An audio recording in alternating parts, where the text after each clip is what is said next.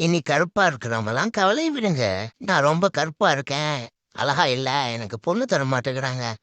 அப்படிங்கிறவங்க தம்பிய கான்டாக்ட் பண்ணுங்க. தம்பி என்னையவே இவ்வளோ வெள்ளையாக்கிட்டான். உங்கள ஆக்கிட மாட்டானா என்ன? இந்த தம்பி காலையில ஒரு டப்பாவ கையில கொண்டுட்டு வந்தான். அவ சொன்னா, துபாயிலேருந்து அவ மாமா வந்திருக்காளாம். இது கிரீமா. இந்த கிரீம தண்ணீல தடவி உடம்புல தேய்ச்சோம்னா கருப்பா உள்ளவங்கலாம் வெள்ளையா மாறிருவாங்களாம். அப்புடின்ட்டு அவ மாமா குடுத்தோம்னு சொன்னா. அப்ப சொன்னா, "இத டெஸ்ட் பண்ணி பார்க்கணுண்ணே. ஆள் யாரும் கிடைக்கல" அப்படின்ட்டு. அப்ப நான் சொன்னேன், "உனக்கே தேய்ச்சு பாருன்ட்டு." "இல்லண்ணே, நான் கொஞ்சம் கலரா இருக்கிறேன். அதனால அது ஒழுங்கா ரிசல்ட் தெரியாதே. நல்லா கருப்பா உள்ளவங்க தான் வேணும்" அப்படி. "அப்பன்னா யாராவது தேடி பாருடா" அப்படின்னு சொன்னேன். என்னையவே மேலேயும் கீழேயும் பார்த்தான்.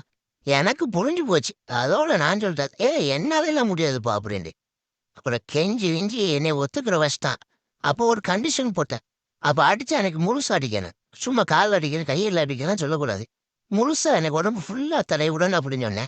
சரி அப்படின்னு சொல்லிட்டு இப்ப தடவிக்கிட்டு இருக்கான் பாருங்க. எப்படி அழகா அஜித் மாரி இருக்கானா?